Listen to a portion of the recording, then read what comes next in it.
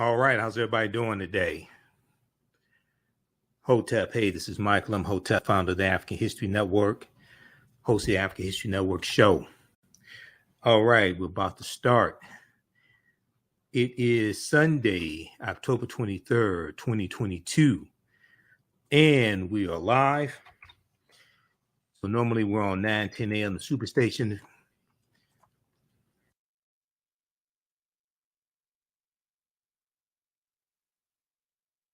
So we're normally on 9:10 a.m. the Superstation WFDF on Sundays, but they're doing maintenance at the radio station.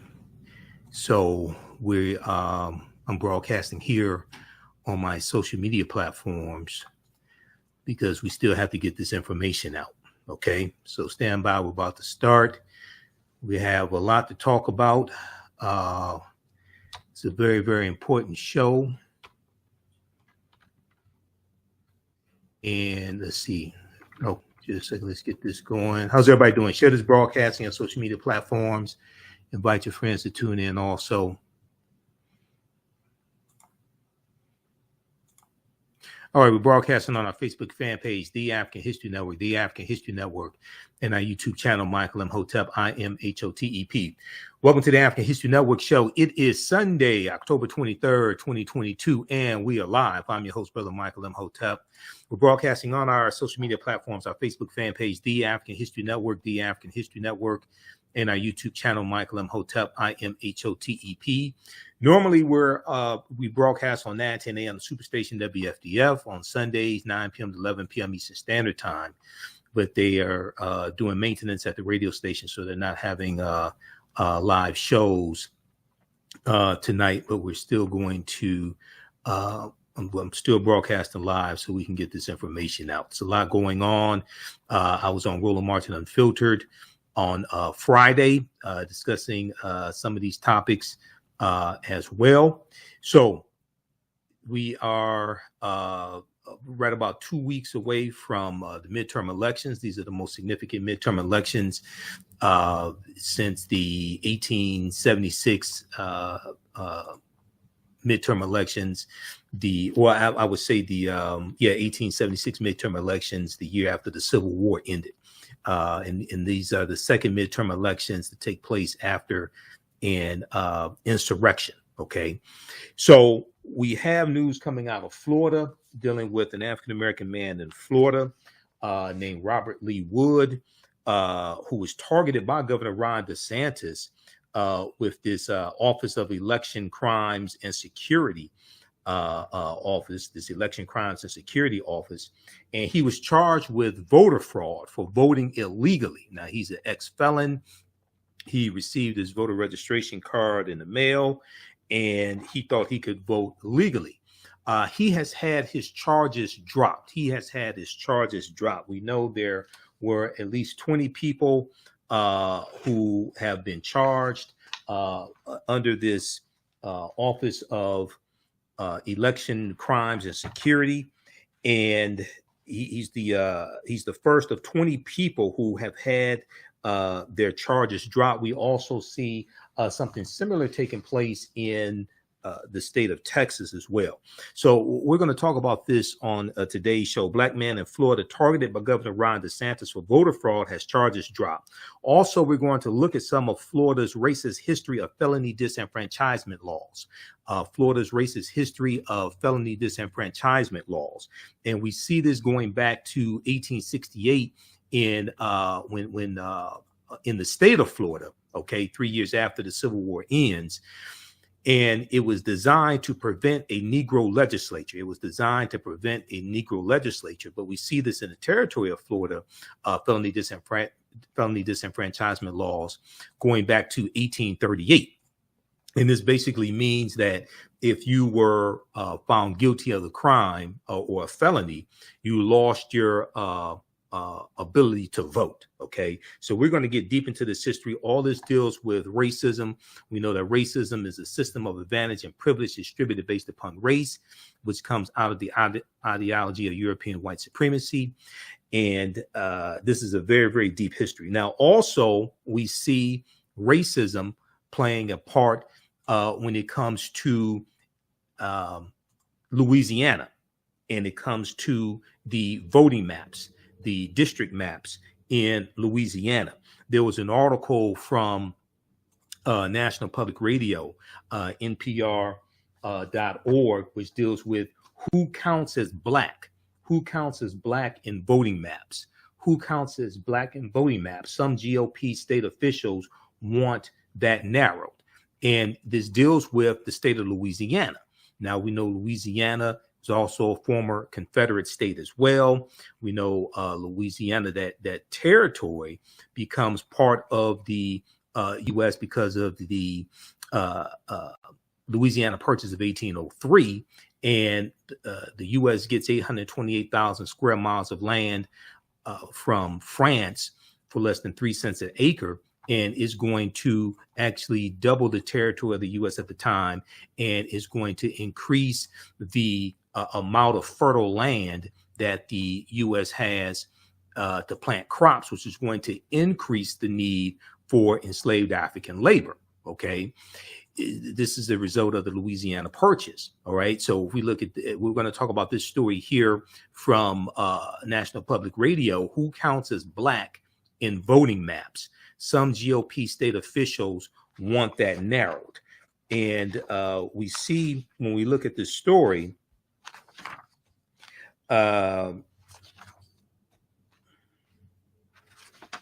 we look at this story here, we see that the thorny question of who counts as black found its way before the U.S. Supreme Court again, ensnared in a major legal battle over the Voting Rights Act that could further gut the landmark law, the 1965 Voting Rights Act, and make it harder to protect the political power of voters of color, especially African Americans, because it was because of Americans and what happened to us after Reconstruction ends.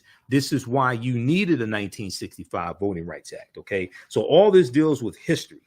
So we're going to discuss this on today's show as well, on Alex Wagner's show on MSNBC. She did a story about this past week, dealing with what Louisiana is trying to do and who counts as black in voting maps.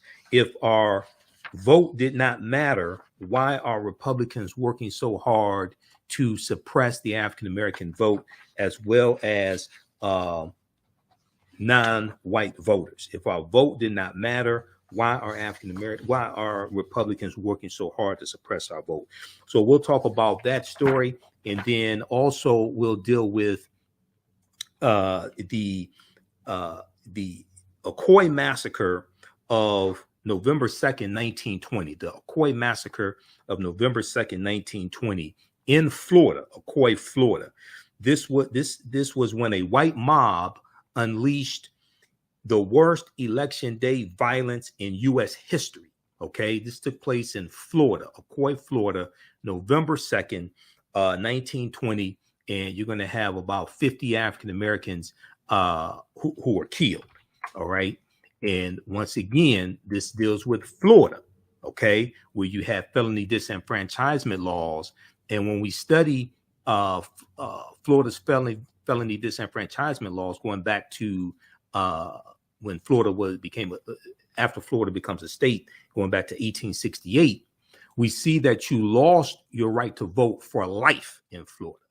You lost your right to vote for life in Florida. And there were only 4 states in the country where you lost your right to vote for life. Okay, so we'll talk about that on today's show as well. Now, on the African History Network show, we focus on educating, empowering, and inspiring people of African descent throughout the diaspora and around the world, because right now it's corrects your own behavior.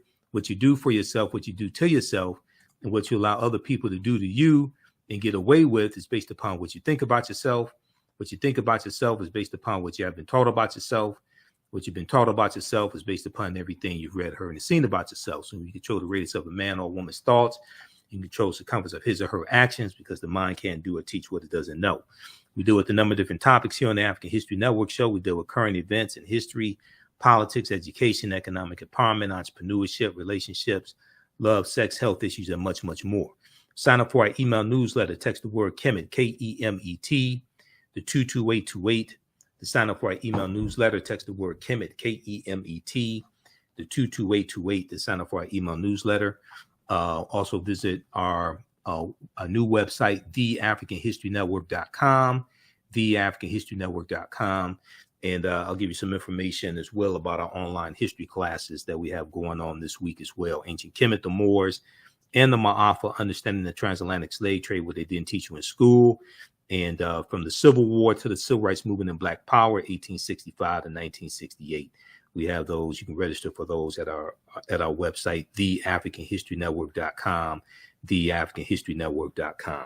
Okay, I want to jump into this first story, and we discussed this on Roland Martin Unfiltered this past Friday, October 21st as well. So I'm going to share a couple of excerpts from Roland Martin Unfiltered also.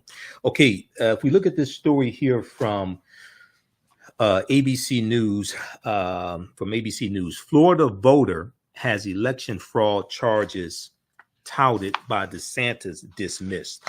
Florida voter has election fraud charges touted by Governor Ron DeSantis of Florida dismissed. And if you watch this show and watch me on Roland Martin Unfiltered, you know I oftentimes say Florida needs to be desanitized. Florida needs to be desanitized. Governor Ron DeSantis needs to be fired. He's up for re-election November 8th, 2022. He needs to be voted out of office.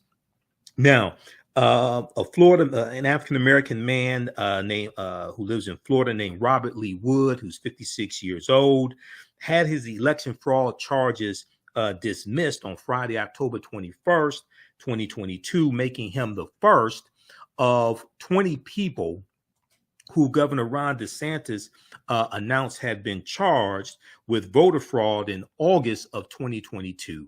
Okay.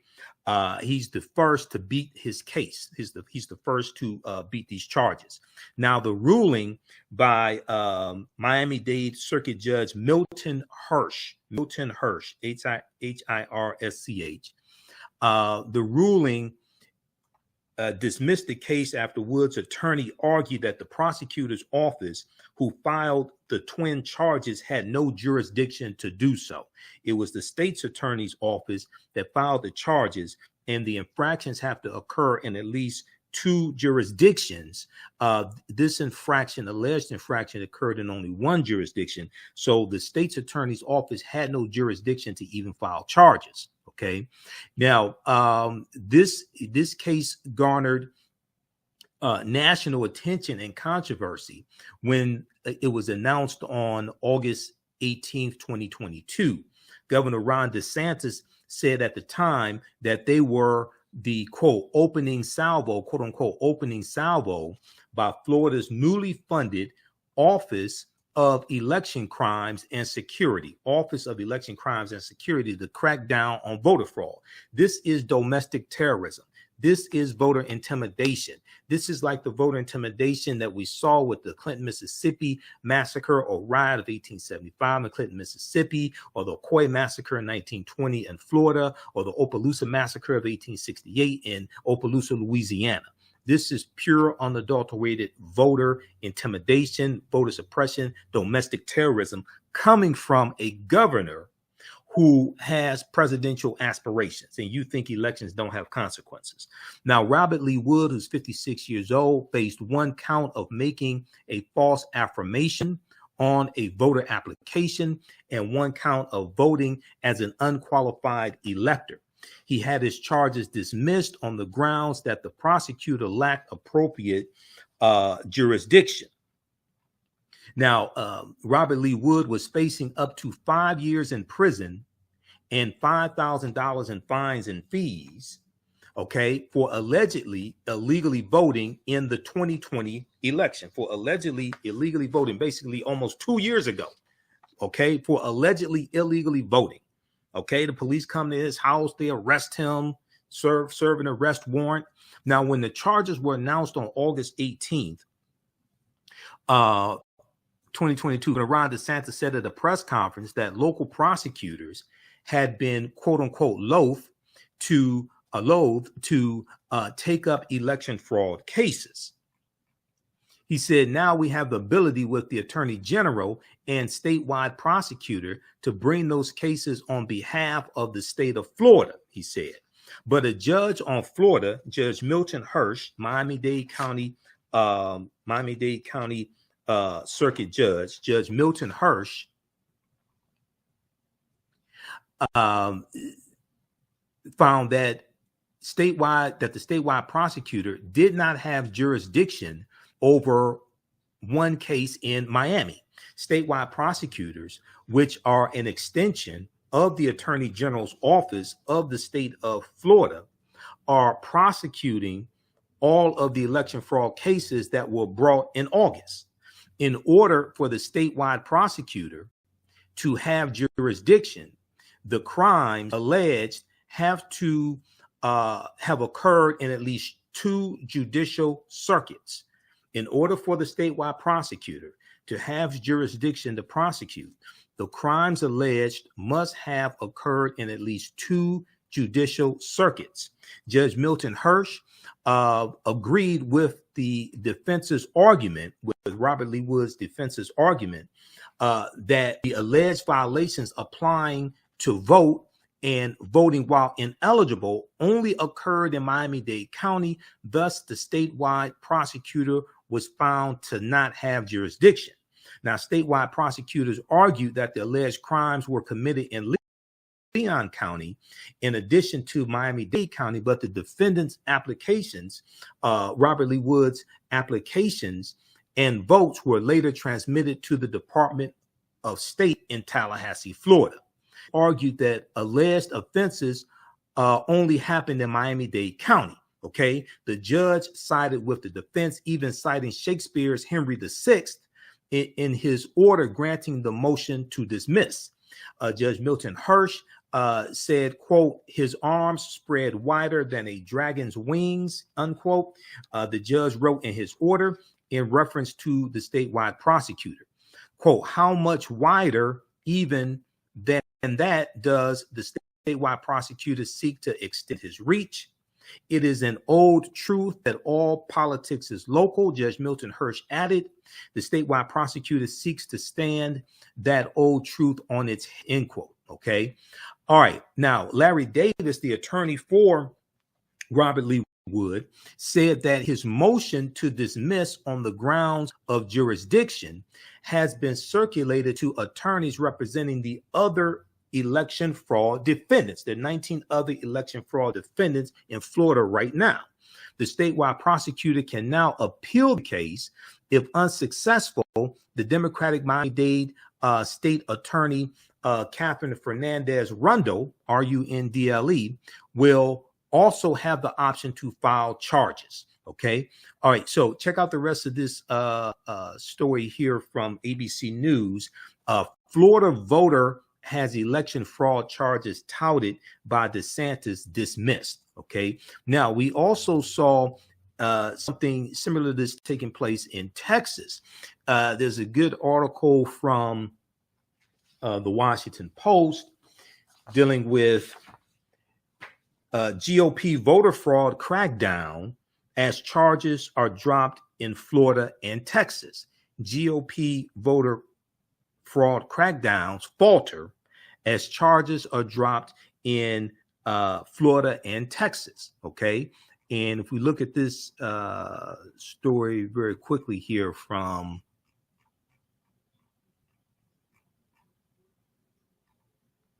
this is from actually the New York Times. I think I may have said Washington Post. The story is actually from the New York Times. This deals with both Florida and Texas. Now, if our votes didn't matter, why are Republicans working so hard to suppress the African-American vote and many Latinos and Asian Americans and millennials and Gen Z, etc.? GOP voter fraud crackdowns falter as charges dropped in Florida and Texas. One man who had his charges dismissed was among a group of former felons who were rounded up in August under orders from Governor Ron DeSantis of Florida. And this also talks about Robert Lee Wood as well. Okay, so check out this article here. Check out this piece here from the New York Times as well by Neil Vigdor, October 21st, 2022. Okay.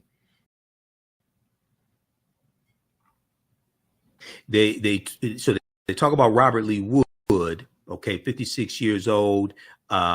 He spent 2 decades in prison for second-degree murder. Mr. Wood was among the 20 people who were recently arrested in Florida on voter fraud charges and became the first defendant to have them dropped.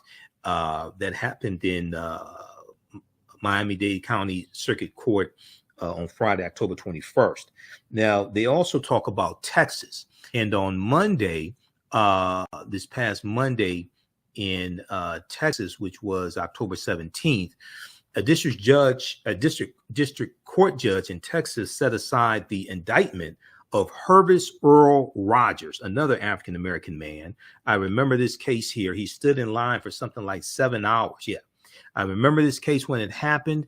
And we talked about this on Roland Martin Unfiltered as well. A district court judge in Texas set aside the indictment of Hervis Earl Rogers, an African-American Houston man who gained widespread attention for waiting 7 hours in line to vote during the 2020 primary election. In 2021, Texas Attorney General Ken Paxton, who's a Republican, charged Hervis Rogers with voting illegally because he was on parole. He charged him with voting illegally because he was on parole. Once again, this is pure, unadulterated voter intimidation to make examples out of these people, to suppress the African-American vote and scare people who have felony records, etc., from voting, even when they get voter registration cards in the mail, etc. Now, a lack of evidence of widespread voter fraud has not stopped Republicans from aggressively pursuing it in states where they hold power. Now, the unraveling of the 2 high-profile cases has compromised the legitimacy of those efforts. Brian Griffin, the spokesman for Governor Ron DeSantis, said in an email on Friday that the state disagreed with the dismissal of charges against Robert Lee Wood and would appeal the ruling. Okay, go ahead and appeal. Governor, the order needs to be desanitized.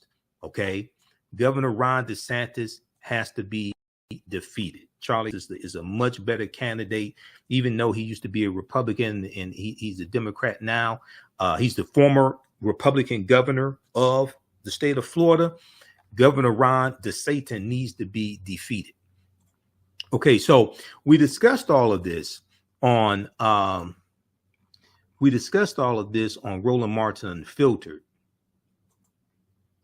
on Friday, October 21st, and Roland spoke with Desmond Mead. Okay, and Desmond Mead heads up the Florida the organization to restore voting rights for felons, Florida Rights Restoration Coalition.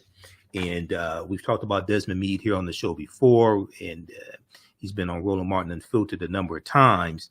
And Desmond Mead led the effort back in 2018 to put the issue of the restoration of voting rights for ex-offenders, put that on the ballot in Florida.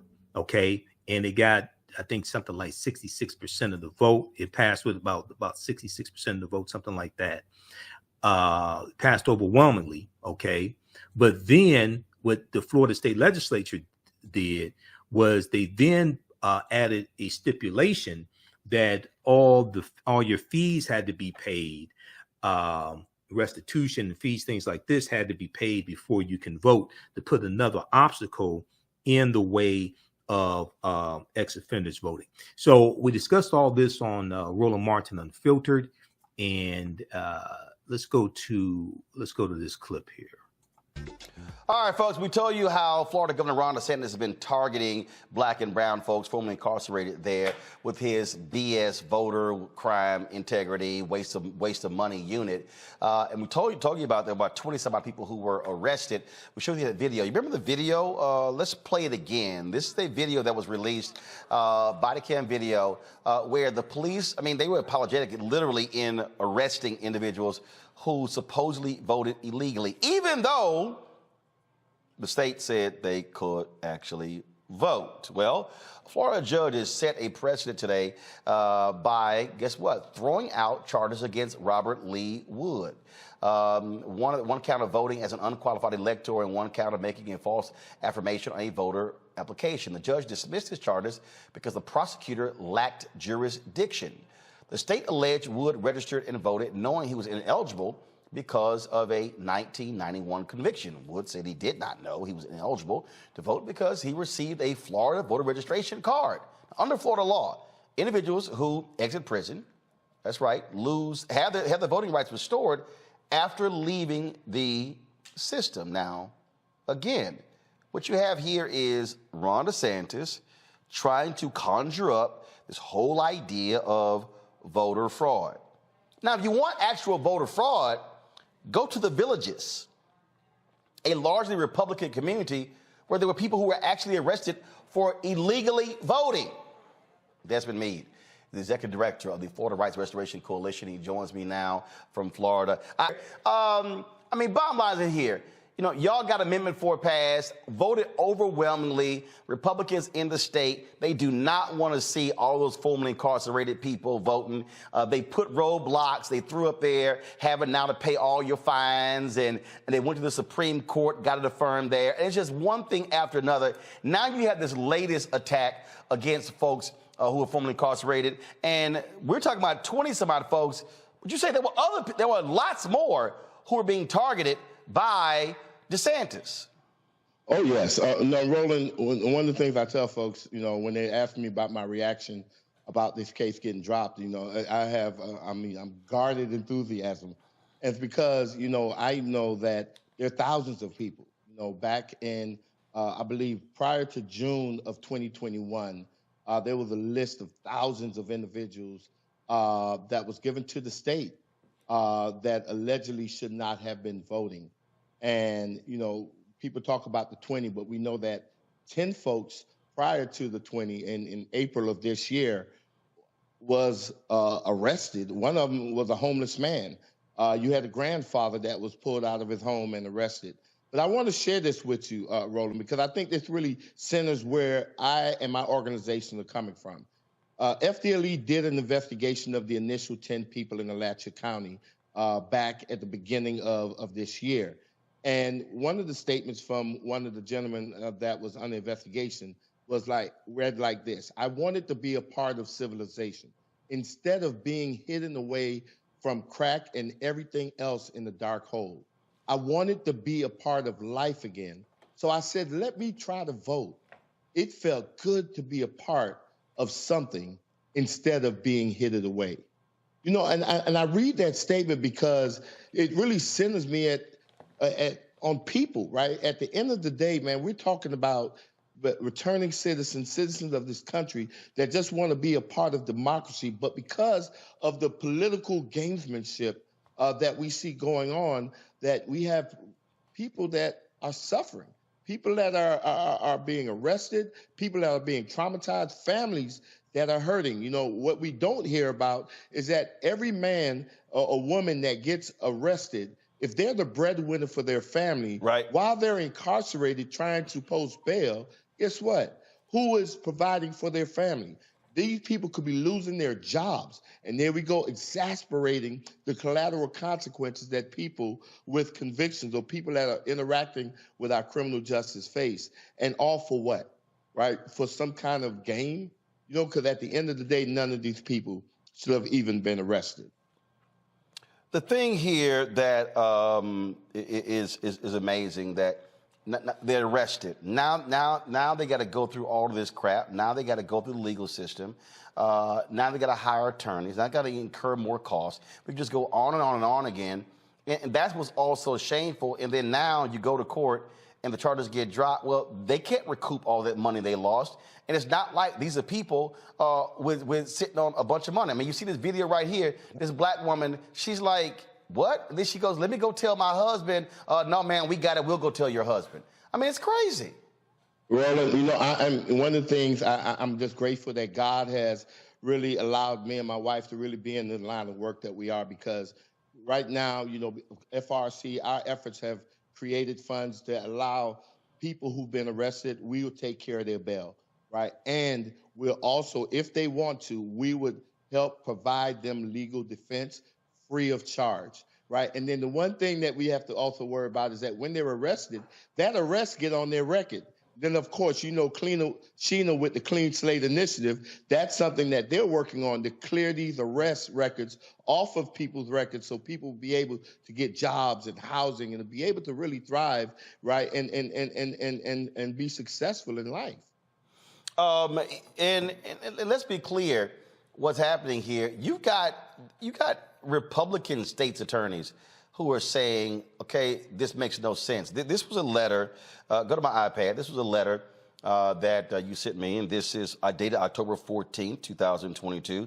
Sex offenders voting in elections. The Lake County Supervisor of Elections presented 6 cases for review concerning convicted sex offenders voting in the 2020 general election. Letter goes through laying out the statute, things along those lines. This is what the state's attorney office said.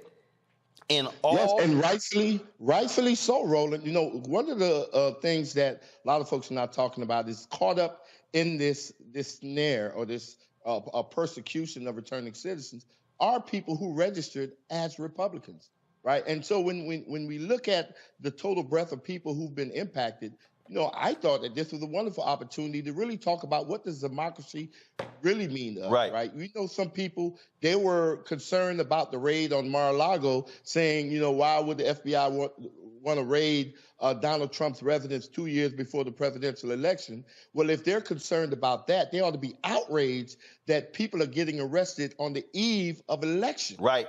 Not 1 or 2 years before an election, but on the eve of elections and during elections, you have people being drugged by out of their homes. You have people who, when they were arrested, the SWAT team came to arrest them as if they were Pablo Escobar. And it is about intimidation. And here's the thing this letter says.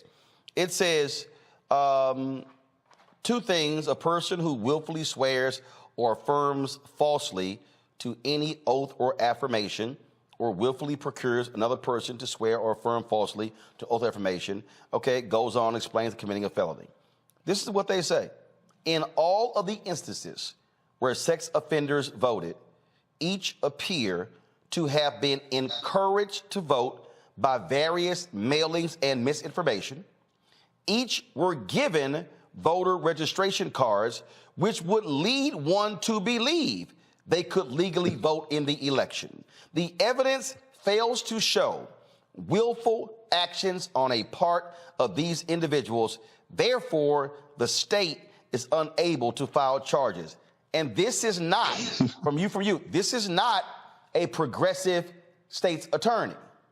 That's right. This is a person that is following the law and not getting caught up in politics. You know, that gentleman whose statement I read, in his particular case, him and 9 other people, while they were incarcerated, was approached by the local supervisor of election that told them that they can vote, right? In one case, the supervisor of elections told one of the individuals that was incarcerated, give me your name, right? I'm going to run your name through the system. If you get a pamphlet from me, that means that you can register to vote. Guess what? A couple weeks later, what this man got? He got a pamphlet. So he registered to vote, and he voted, right? And then 2 years later, now the state is coming and attacking him when they ought to be attacking the system that is broken.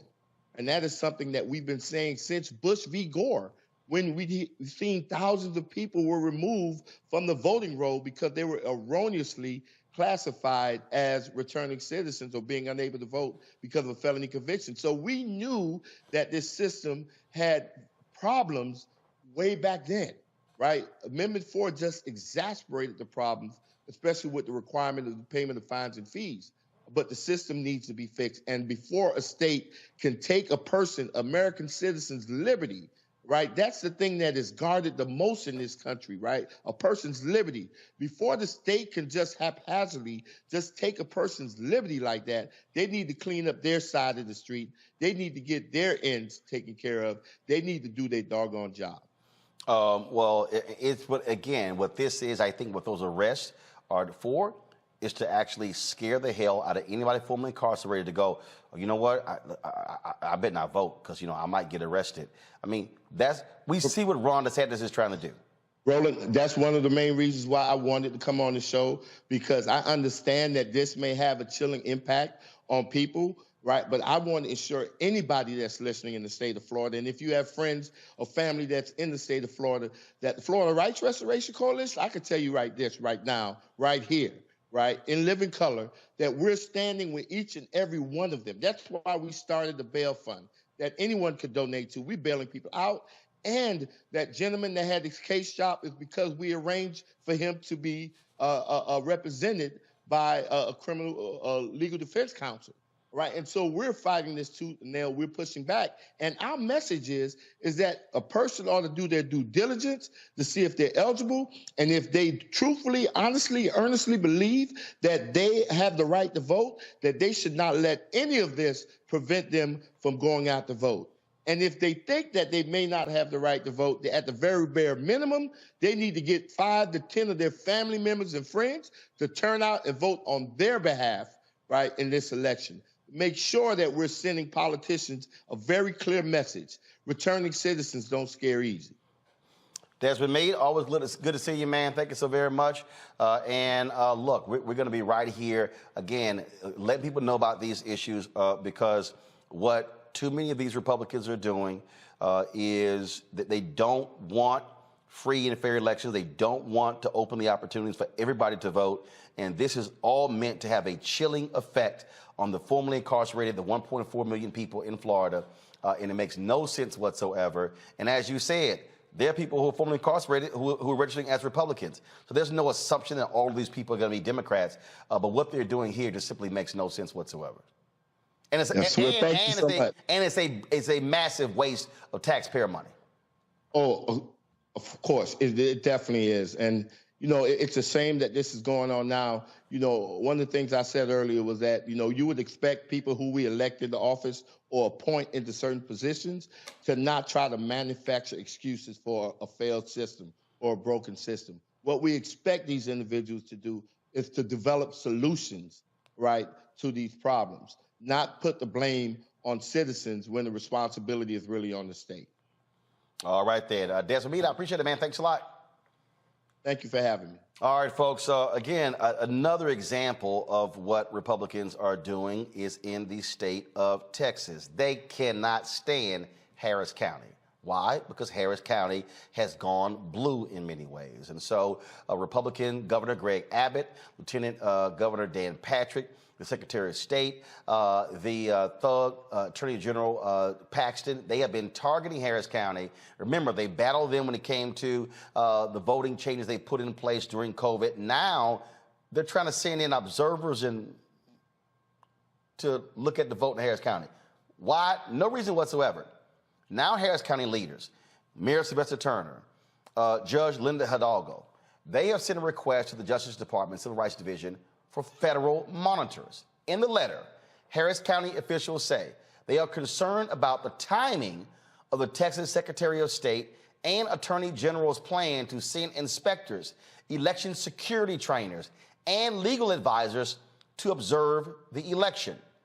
Harris County is the state's largest metropolitan area. And of course, as I said, Democratic leaning.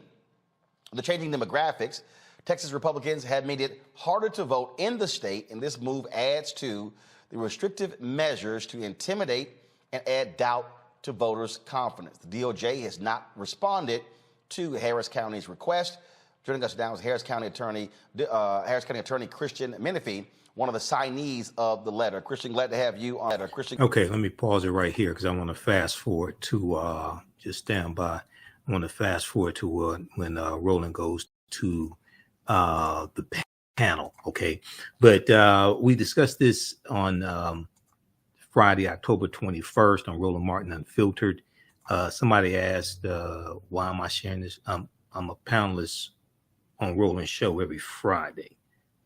I've been on there for 2 years. I started August, I think it was August or October 2020. I've been on for 2 years.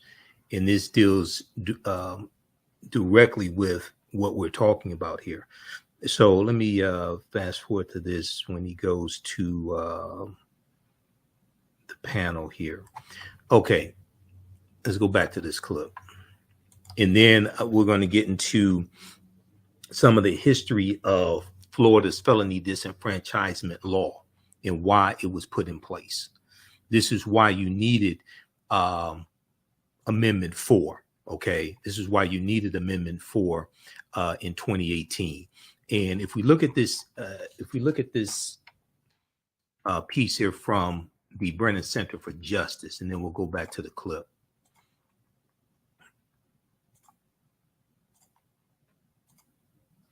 This right here, okay, Brennan Center for Justice, voting rights restoration efforts in Florida.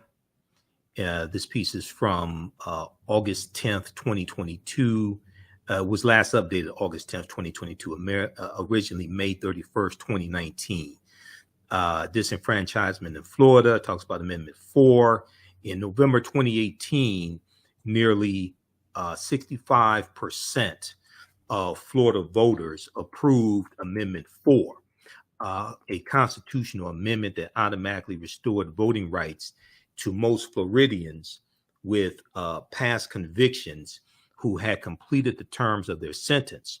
Shortly thereafter, in June 2019, Governor Ron DeSantis signed Senate Bill 7066 into law, prohibiting returning citizens, ex-offenders, from voting unless they pay off certain legal financial obligations, LFOs, legal financial obligations imposed by a court pursuant to a felony conviction. They put in another obstacle.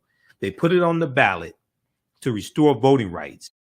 It was approved overwhelmingly. Okay, nearly 65% of voters approved it on the 2018 ballot. Then the Republican-controlled state legislature in Florida then comes up with Senate Bill 7066 to put another obstacle in the way of the Amendment 4 that just passed, once again to suppress the vote. Okay, the Brennan Center for Justice and other civil and voting rights groups filed a lawsuit challenging the law. The trial court found Florida's pay-to-vote system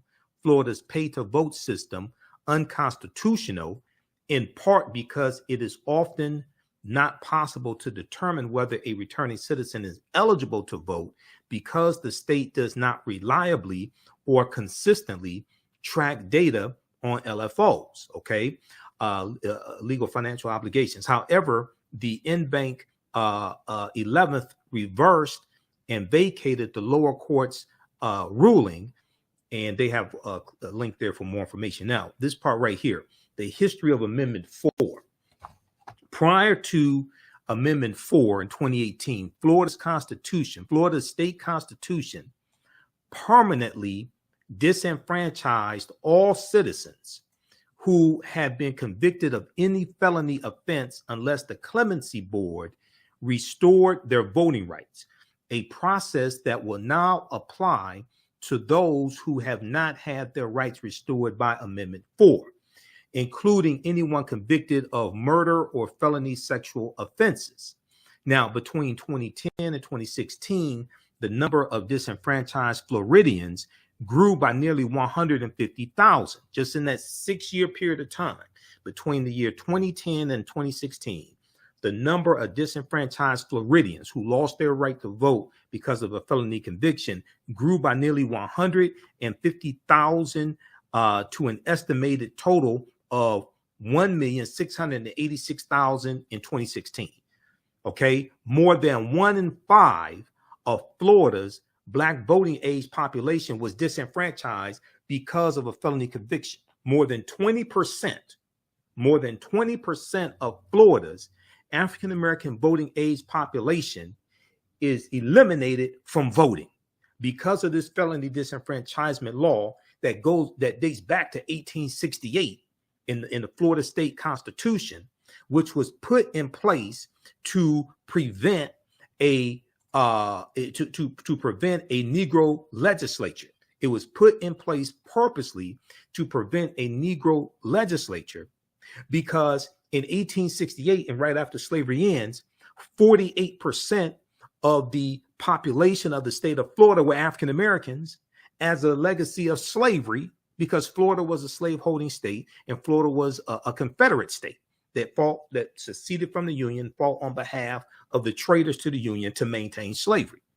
They feared, even before the 15th Amendment was adopted in 1870, they feared that these African Americans would vote and take over the Florida state legislature. So they made sure they put policies in place to keep that from happening. And we're still dealing with the legacy of this today. We're still dealing with the legacy of slavery. We're still dealing with the legacy of the Reconstruction era to this day. Okay, so I want to go back to this clip here from Roland Martin Unfiltered.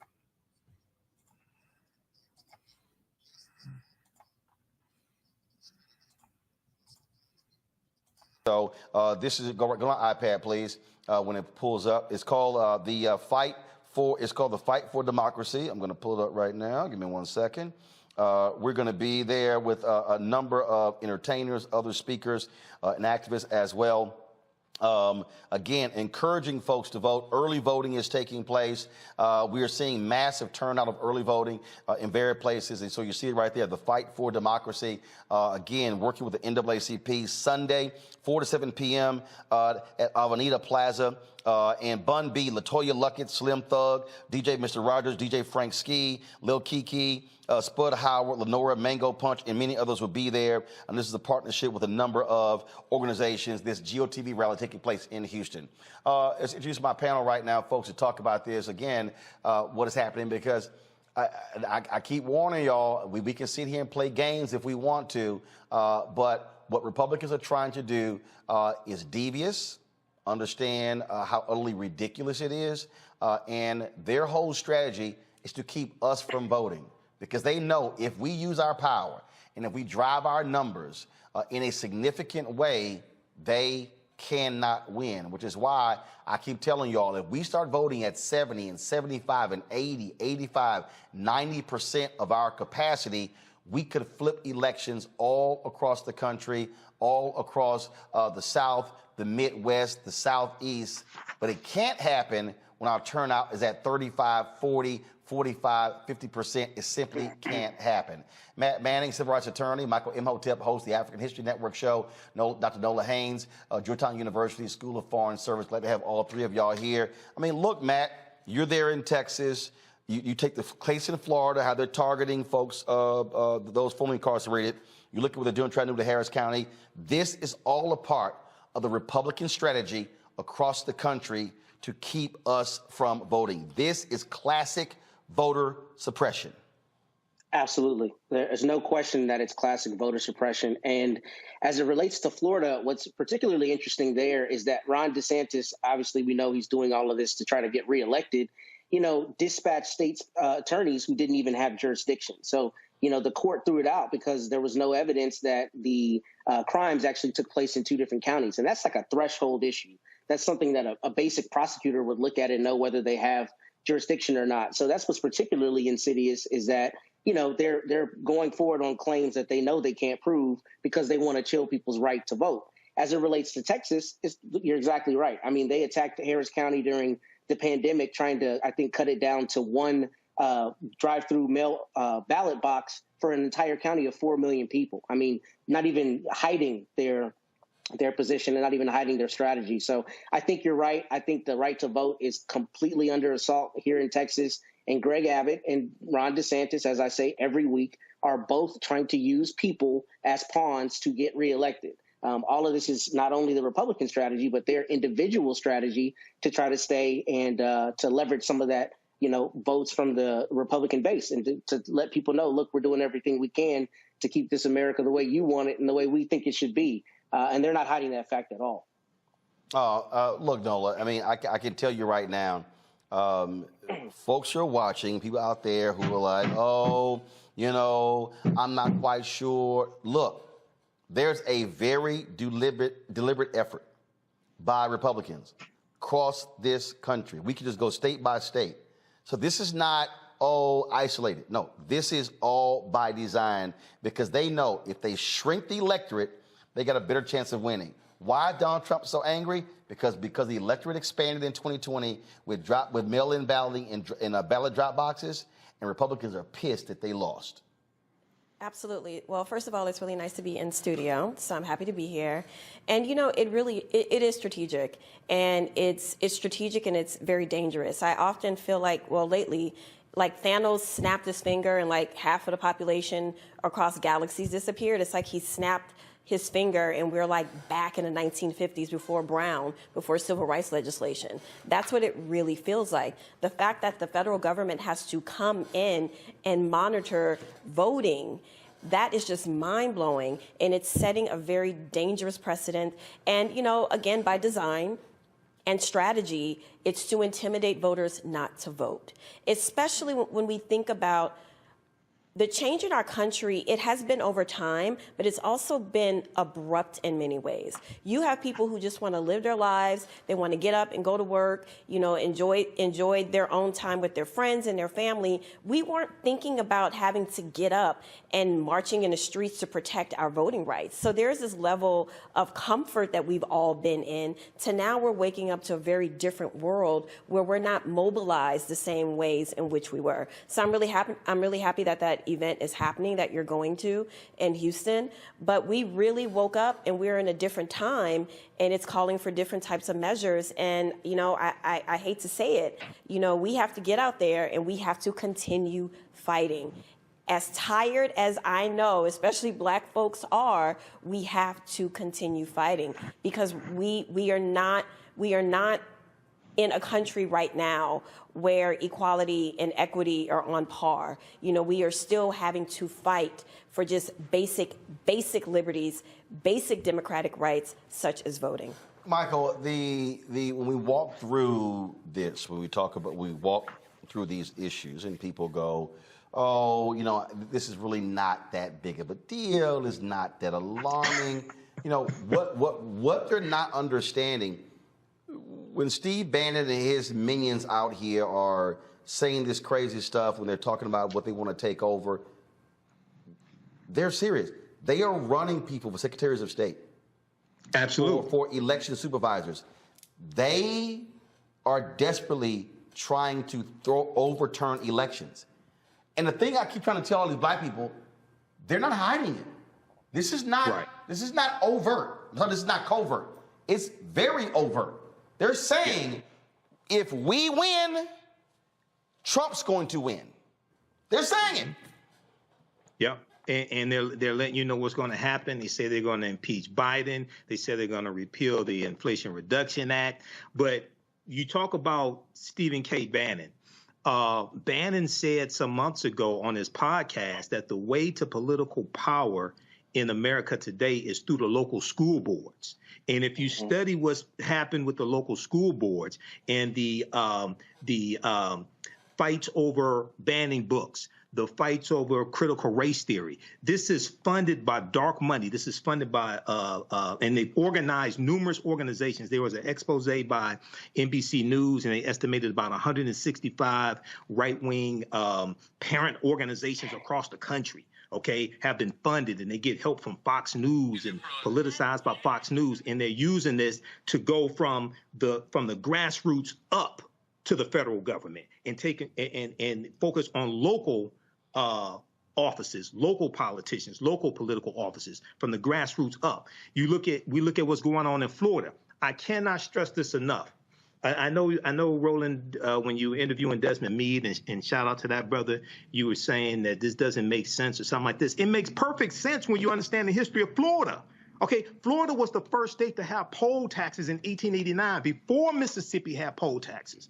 Florida instituted its felony disenfranchisement law in 1868, 2 years before the 15th Amendment was adopted.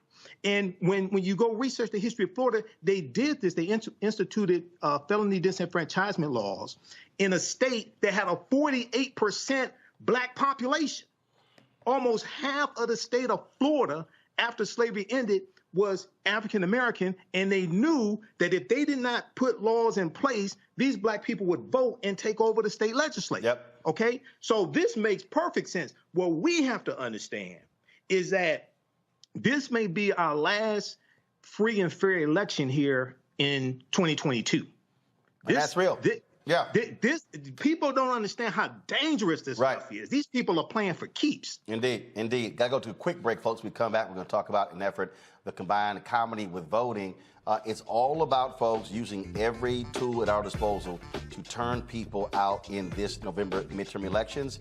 We'll discuss that next on Roland Martin Unfiltered right here on the Black Star Network. Okay, so that was from Friday, October 21st. You can watch that full video on Roland Martin's YouTube channel, Roland S. Martin on YouTube, and Roland S. Martin on Facebook. Also download the Black Star Media app, and you can watch the show there as well. And I'll post the link here on the thread of the broadcast also to the video.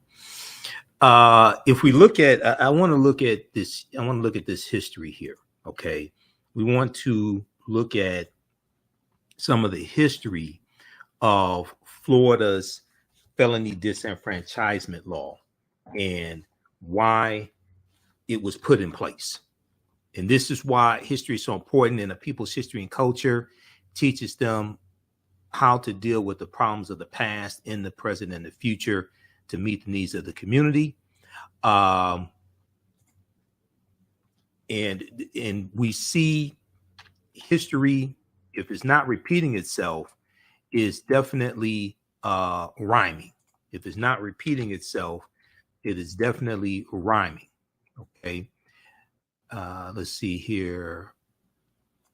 Let me pull this up just a second. All right.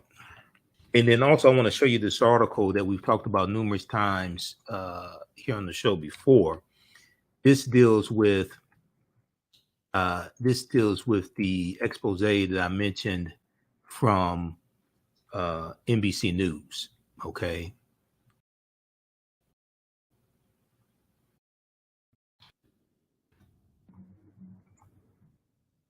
Go to this here.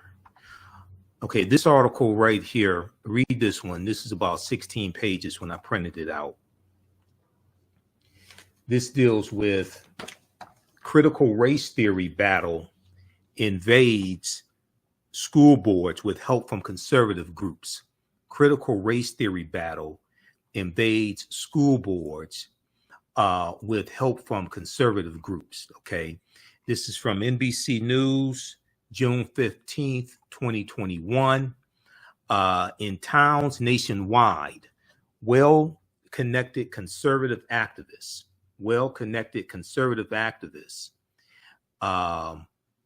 and Fox News have ramped up the tension in fights over race and equity in schools. And this is all part of an effort to galvanize Republicans, galvanize conservatives, to get them to turn out to vote in the November 2022 midterm elections. All right.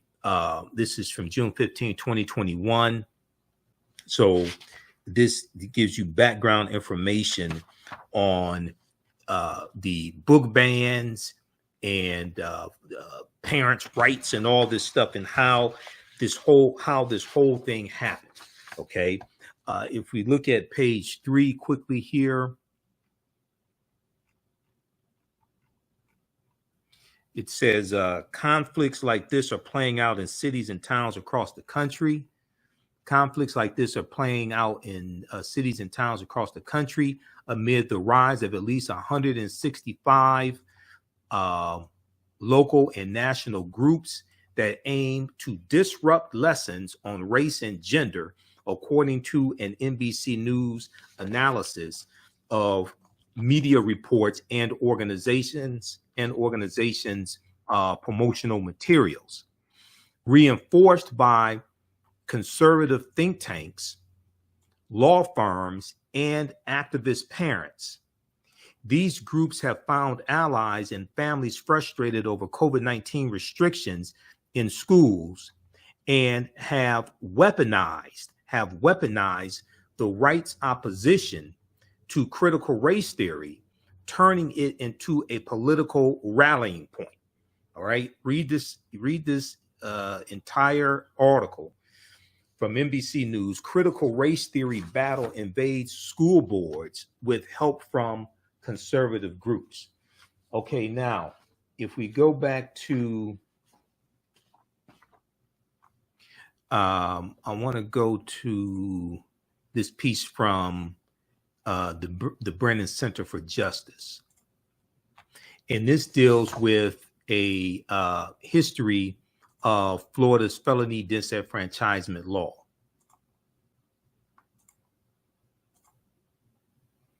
This one right here. This is at Brennan Center for Justice. Is from Florida's deals with Florida Rights Restoration Coalition in conjunction with them also, which is Desmond Mead's organization. History of Florida's disenfranchisement provision. Let's see. Can we increase that? Okay. Do it like this.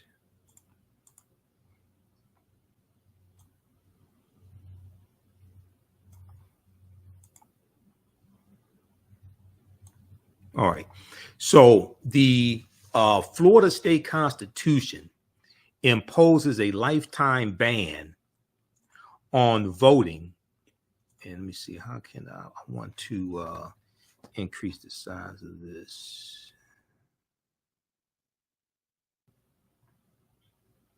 Okay, we'll just do it like this here. Florida State Constitution imposes a lifetime ban on voting by every person with a felony conviction unless the governor and his cabinet choose to restore the individual's right to vote. The ban has long barred African Americans from the polls at twice the rate of other Florida citizens, even without counting those who are still serving criminal sentences. 13% of voting age African Americans in Florida have lost their right to vote. Okay. Even without counting those who are still serving criminal sentences, 13% of voting age African Americans have lost their right to vote. But generally speaking, when you count those who are incarcerated, it's over 20%, over 1 in 5 of Florida's African American voting age population has lost their right to vote. Now, the constitutional provision disenfranchising people with felony convictions was originally enacted in the aftermath of the U.S. Civil War in 1868. Okay. And on Tuesdays, I teach an online history class from the Civil War to the Civil Rights Movement and Black Power, 1865 to 1968, where we go through and deal with all this history and look at these laws, look at these state constitutions, etc. So you can register for that at our website, TheAfricanHistoryNetwork.com. So enacted in the aftermath of the Civil War in 1868 as one of several tools to suppress the votes of newly freed slaves. 100 years later, in 1968, the provision was reenacted despite its history of discrimination and its continuing racially disparate effects. Felony disenfranchisement has long been used to diminish the voting power of Florida's African American population, and the law continues to have that effect. Felony disenfranchisement has long been used to diminish the voting of Florida's African-American population, and the law continues to have that effect. Okay, so if we go and look at this history here, okay, criminal disenfranchisement and Reconstruction, Florida. Okay, so Reconstruction is 1865 to 1877. During that period of time, when you're having the 13th, 14th, and 15th Amendments passed to the U.S. Constitution, you have the Civil Rights Act of 1866, which is letting African Americans legally enter into contracts, and is protecting their rights to enter into labor contracts, different things like this. Okay. In 1868, Florida dramatically expanded criminal disenfranchisement. 1868. For the first time in 1868, the state barred from the voter polls all people with felony convictions, while at the same time,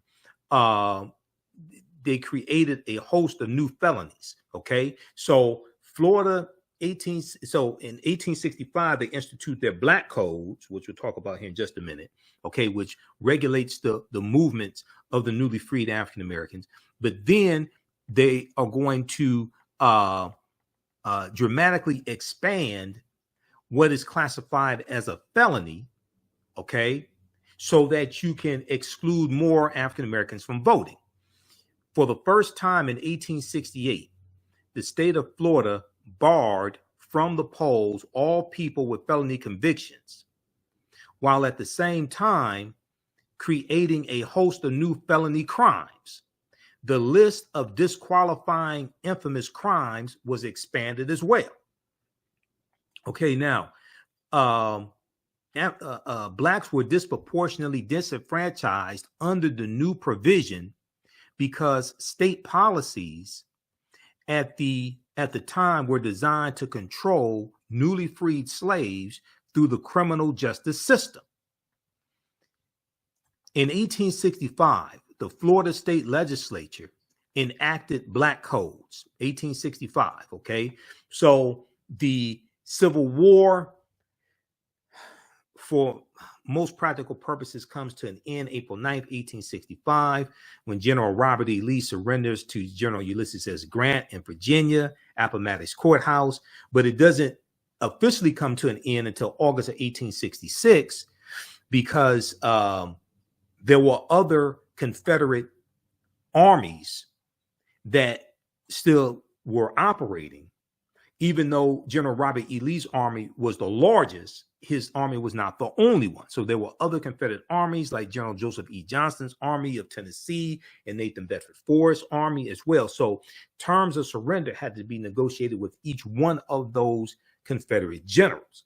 So after that takes place, is going to be in August of 1866 that President Andrew Johnson, who succeeded Lincoln after Lincoln is assassinated in April 1865, President Andrew Johnson announces the official end to the U.S. Civil War 16 months after April 1865. So in 1865, the Florida state legislature enacted black codes as a way to control freedmen or former slaves, the black freedmen.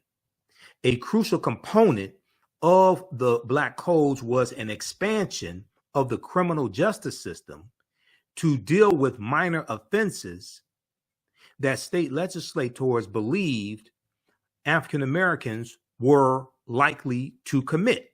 Okay, they expanded crimes that they believed that African Americans were likely to commit and that have been formally punished by their masters.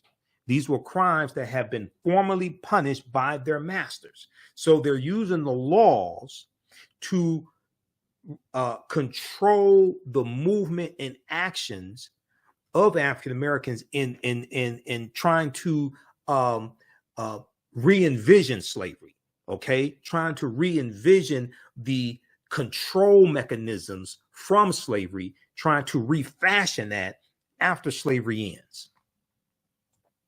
The black codes had their desired effect. By the 1870s and 1880s, estimates show that more than 95% of the convicts in the Florida convict camps were African American. Okay, more than 95% of the convicts in the Florida convict camps, okay, prison camps, were African American. A captain in one of the camps at that time noted it was possible to send a Negro to prison. Let's see, hold on. It was possible to send a Negro to prison on almost any pretext, but difficult to get a white man there.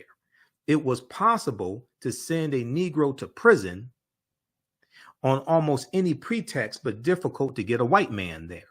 Now, when we look at felony disenfranchisement in 1868, the 1868 Florida State Constitution instituted felony disenfranchisement and was part of a larger effort to prevent a Negro legislature. It was part of a larger effort to prevent a Negro legislature. So when what's the voter suppression that's taking place today, not just in Florida, but in Texas, in Georgia, especially these former Confederate states?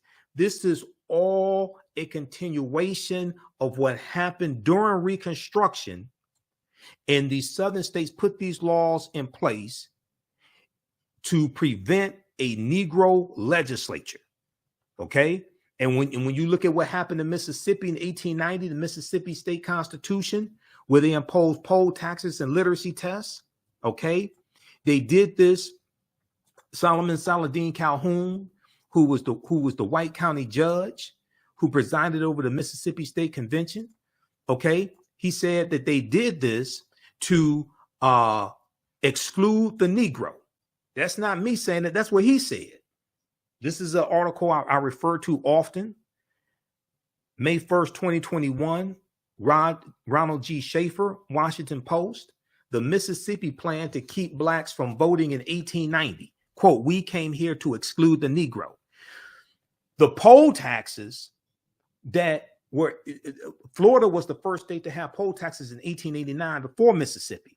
Mississippi writes this into their state constitution at this convention. And this, what Mississippi did, became known as the Mississippi Plan, which became the model of what the other southern states did to suppress the African-American vote and to get us wiped out of political office during Reconstruction and after Reconstruction. Okay, there are about 2,000 African-American men who get elected to public office and you're going to have about 20 that get elected to Congress, things like this during the Reconstruction era, 1865 to 1877. When Reconstruction comes to an end with the Compromise of 1877, where Republicans agreed to let where Democrats agreed to let Rutherford B. Hayes, the Republican candidate for the presidency, become president if he will remove the remaining Union troops out of those southern states, South Carolina and Florida, and there was one other state, okay, because there was only 3 states by this time that still had Union troops in them, but they were still enforcing to a certain extent the new rights of African Americans. The Democratic Party at that time, they wanted the remaining Union troops removed out of the South, okay, in exchange for letting Rutherford B. Hayes become president, because neither Rutherford B. Hayes or Samuel J. Tilden, who was the Democratic candidate for president, neither one had enough electoral college votes to become president. Okay, Rutherford B. Hayes was 1 vote short, if I remember correctly. Okay, he was 1 vote shy. So this was the compromise. This brings about an end to Reconstruction.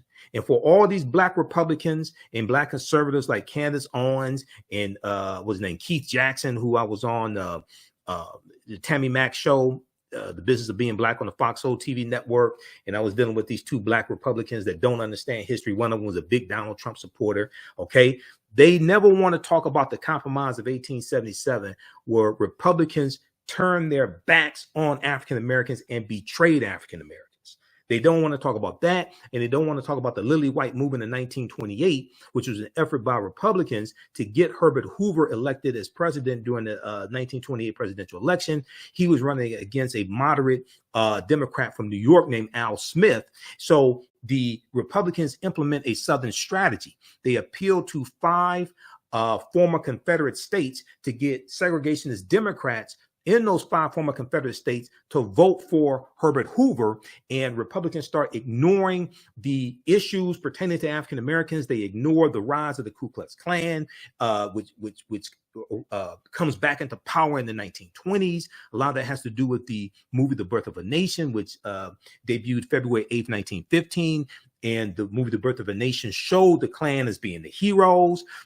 In many newspaper ads that advertised the movie The Birth of a Nation, the Ku Klux Klan would take out recruiting ads next to those ads. So you have a resurgence in the power of the Ku Klux Klan in the 1920s, and you have Republicans starting to ignore the needs and concerns of African Americans and push us out of the Republican Party.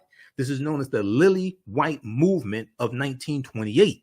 And so we start slowly going over to the Democratic Party because we see them as more receptive to our issues. And then Roosevelt, Delano Roosevelt, and 1947 presidential election, 1947, 1948, Democrats have a pro-civil rights agenda. At the same time, you have Strom Thurmond of South Carolina, who's a Dixiecrat, Southern segregationist Democrat. He runs as a Dixiecrat for president. He loses. Strom Thurmond is going to leave the Democratic Party and go over to the Republican Party. So you're going to start, you have this party realignment that takes place where a lot, as more African Americans go over to the Democratic Party, and you have civil rights acts that are passed even before the 1964 Civil Rights Act. You're going to have a lot of these Southern segregationist Democrats leave the Democratic Party and go over to the Republican Party. Then you have 1964, where Senator Barry Goldwater of Arizona runs for president against Lyndon Johnson.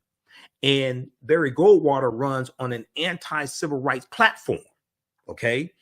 Lyndon Johnson wins. He wins. So Johnson becomes president after Kennedy is assassinated in November 1963. So then Johnson runs for he finishes Kennedy's term, and then he runs for election in 1964. Okay. Then in 1968, Lyndon Johnson does not run for re-election. And Richard Nixon, who ran against Kennedy in 1960 and lost, Richard Nixon runs for president.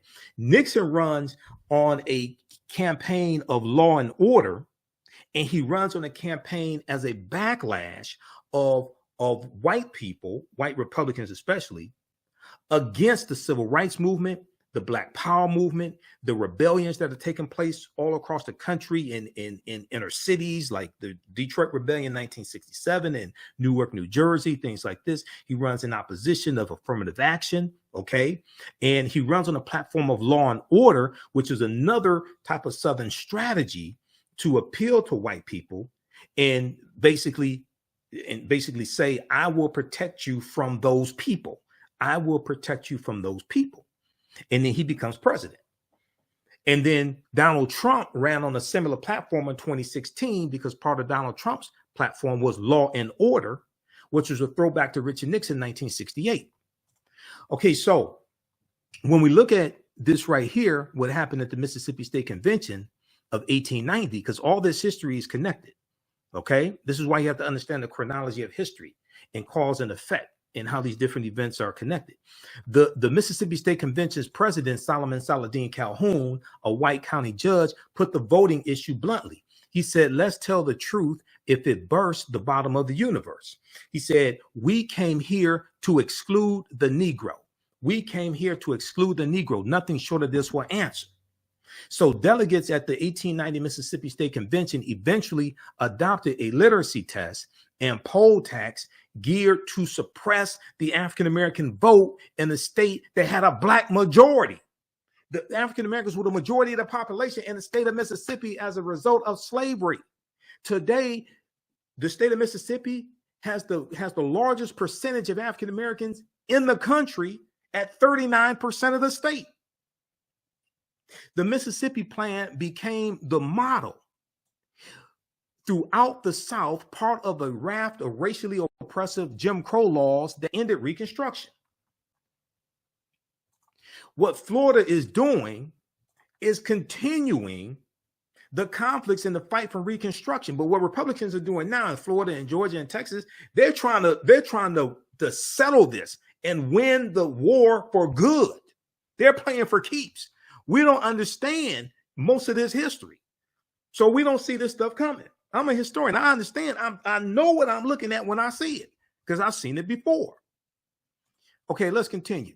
Let's go back to the Brennan Center for Justice. Felony disenfranchisement in the 1868 Florida State Constitution was part of a larger effort to prevent a quote-unquote Negro legislature. Post-emancipation, after slavery ends in basically 1865, you have the 13th Amendment ratified December 6, 1865, which legally ends slavery, not the Emancipation Proclamation. That did not free the slaves.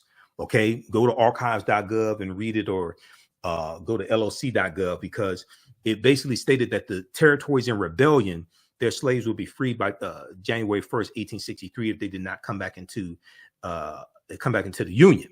But the territories in rebellion, they separate from the Union, set up their own government, set up the Confederate States of America in 1861, and you no longer have any authority over them. And then it also had exceptions for the border states, Maryland, Missouri, Kentucky, and Delaware. And it said that they were exempt so they could keep their slaves. Maryland did not abolish slavery until November 1st, 1864, because they put it on the ballot. That's almost 2 years after the Emancipation Proclamation was issued. Okay. Now, post-emancipation, legislators in Florida feared that freedmen, that black freedmen, that former slaves, who then constituted 48% of the state's population, they feared that they would take over state and local government. I'll be damned. Isn't that the fear that they have today? Isn't that the fear that, oh, what happens when these Negroes take over the state legislature? What happens when they have dominance in the House of Representatives and the Senate? The same fear that Florida had in 1868 is the same fear that they have today in 2022. The same measures that they're used in 1868, that's the same goddamn thing they're doing today. We don't have enough sense to understand history to see this stuff when it's coming so we can stop it. Post-emancipation legislators in Florida feared that black freedmen, who then constituted 48% of the state's population, would take over state and local government. The 1868 Florida State Constitution contained several provisions to prevent this from happening. So you mean they used the law to oppress African Americans? This is why I say we have to understand the law. We need to understand the law better than they understand the law. Politics is the legal distribution of scarce wealth, power, and resources. Politics is the legal distribution of scarce wealth, power, and resources, and the writing of laws, statutes, ordinances, amendments, and treaties, their adoption, interpretation, and enforcement.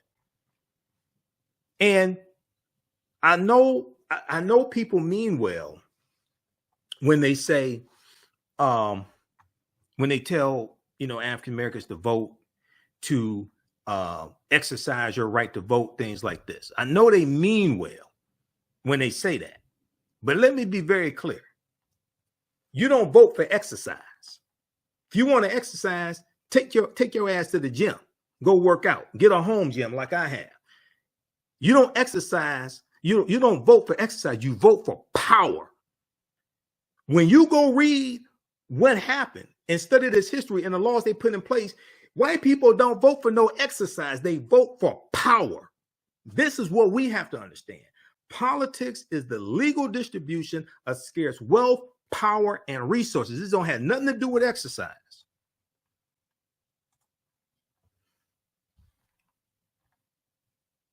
So in 1868, the Florida State Constitution, it contained several provisions to prevent a Negro legislature from taking place, to prevent African Americans from taking over state and local government.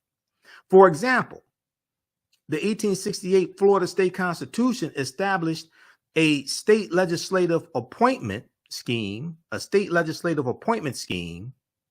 that inflated the representation of predominantly white counties while deflating the representation of predominantly black counties. Oh, you mean like redrawing district lines? You mean like in Texas, where over the past 10 years, the increase in population has been non-white people, but the Texas state legislature controlled by Republicans, they found a way to create 2 white districts? You mean something like that? You mean like in Louisiana, where they're trying to redefine what black is to suppress the African American vote and reduce how many people can vote? Like in Louisiana, when they're trying to redraw these district lines? The Florida State Constitution of 1868 also gave the governor the power to appoint local officials, thereby preventing local black majorities from electing their own leaders. Oh, so now that slavery ends and they're voting and they're in these cities that have a majority African American population, now you want to take the power away from the local at the local level and send it to the governor at the state level to then appoint local officials over African Americans to prevent local African Americans, local black majorities from electing their own leaders. One legislator in Florida wrote that this and other such provisions were designed to prevent a Negro legislature,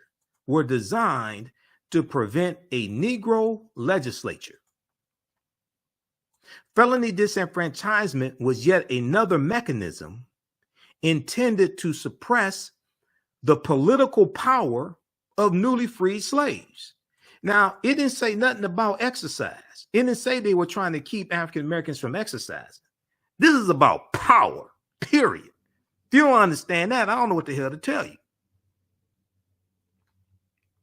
Now, Florida's expansion of criminal disenfranchisement during Reconstruction reflected a regional and even nationwide trend. It wasn't just Florida. Studies show that many states, especially those in the former Confederacy, passed restrictive felony disenfranchisement laws in the period directly following the extension of voting rights to freedmen. So right in that era, even we see this even before 1870, shortly before 1870, we see this 1868 here in Florida. But right around that time, right in that era during Reconstruction, we see different states having felony disenfranchisement laws and is directly targeting African Americans to suppress our vote. Felony disenfranchisement was enacted in states with high black incarceration rates, as a way to reduce the effect of black suffrage, of African American voting rights. Okay. And what you're going to see in these different states like Florida, they're going to expand the different types of crimes that get classified as felonies. And they're going to target certain crimes that were believed to be committed more by African Americans to get more of us caught up in that prison system so we could not vote, to reduce the number of African Americans who could actually vote.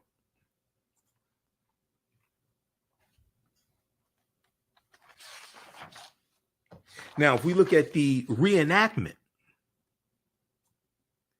of the felony disenfranchisement provision in 1968, the reenactment of the felony disenfranchisement provision in 1968.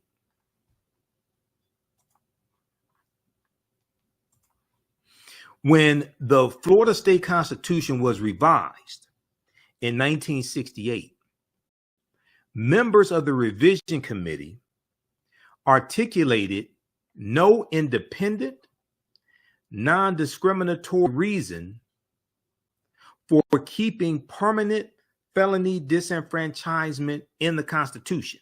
They didn't come up with they couldn't articulate a really good reason to keep it in there. When the Florida State Constitution was revised in 1968, members of the revision committee articulated no independent, non-discriminatory reason for keeping permanent felony disenfranchisement in the state constitution. The public record contains no evidence. The public record contains no evidence that the members of the Constitutional Revision Commission, CRC, Constitutional Revision Commission, or the state legislature ever had any legitimate reason for maintaining the voting ban on people with felony convictions. Even though years of defending the provision in litigation, the state of Florida never established or even articulated an independent rationale for reenacting the provision in 1968. The 1968 revision to the Florida State Constitution occurred during a period of intense racial contention and was led by legislators who had shown contempt for several civil rights causes. Once again, racism is a system of advantage and privilege distributed based upon race, which comes out of the ideology of European white supremacy. And this is about power. Racism deals with a power structure. The 1960s was a period of racial unrest in Florida, and conflicts over the implementation of civil rights reforms often led to violence. For instance, in 1963, 1964, a civil rights campaign led by Dr. Martin Luther King Jr. in St. Augustine, Florida, led to racial violence throughout the region. And 4 years later, race riots erupted in 7 cities in the state of Florida, 7 cities across the state of Florida. Attempts to stifle the voting power of African Americans in Florida also continued throughout the decade. CORE, Congress of Racial Equality, which was a prominent civil rights organization, encountered many difficulties while running its 1964 voting rights drive, voter registration drives. Several members of the organization were arrested while registering African-American voters, and one election registrar explicitly opposed the group's activities. We look at what's known as Axe Handle Saturday, August 27th, 1960. Okay. Axe Handle Saturday in Jacksonville, Florida. There's a good article from the Washington Post that deals with this. You had about 200 Klansmen who had axe handles and baseball bats, and they used this to beat civil rights activists who were holding sit-ins at lunch counters. This is known as Axe Handle Saturday. How many people have never heard of Axe Handle Saturday in Jacksonville, Florida?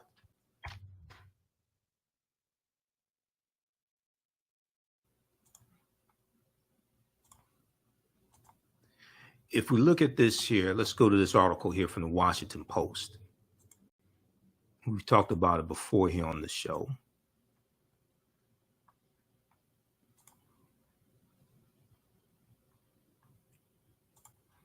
Axe handle Saturday.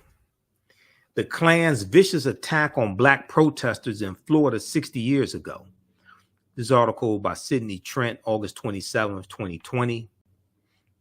This is a picture of one of the civil rights activists who was beaten by these cowards.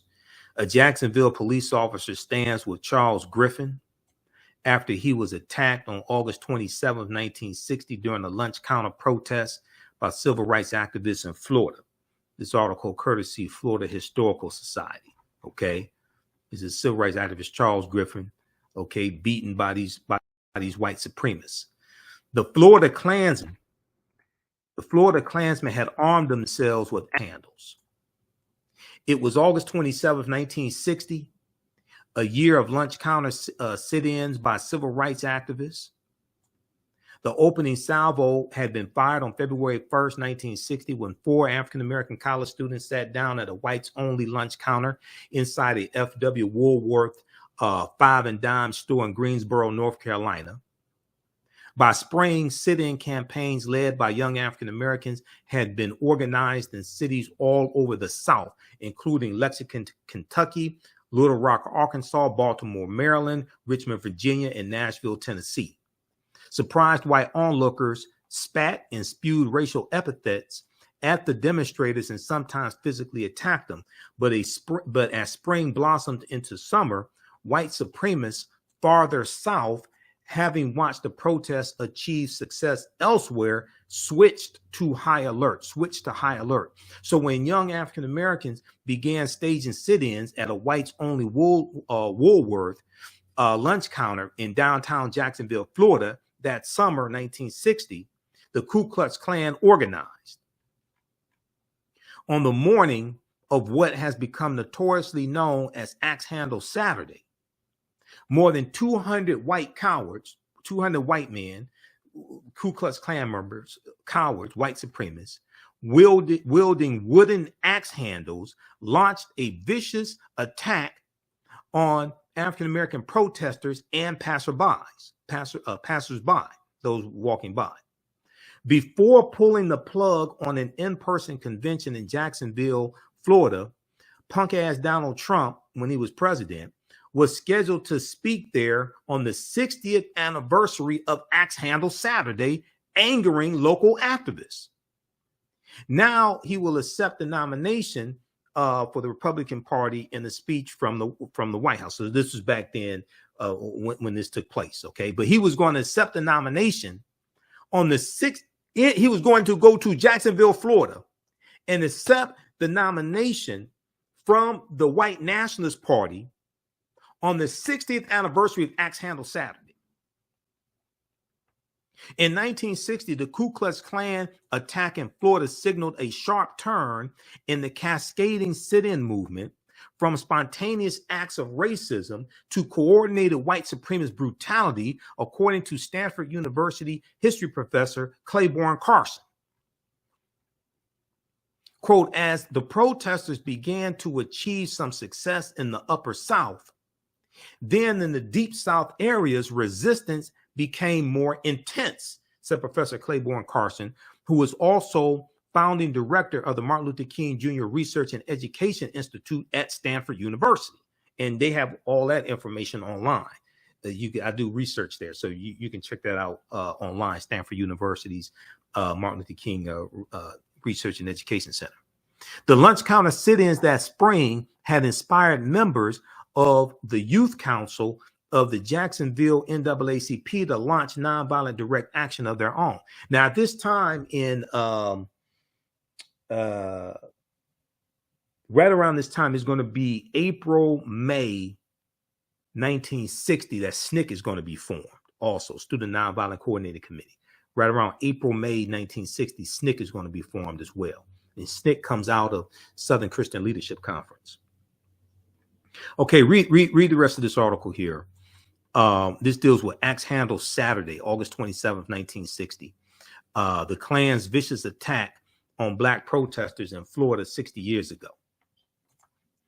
Okay, now if we go back to this piece from the Brennan Center for Justice dealing with where's this here? Okay, we go back to this piece from the Brennan Center for Justice dealing with some of the history of Florida's disenfranchisement law written into their state constitution in 1868. Hold on, let's see here. Let's close this one out. This is what I want right here.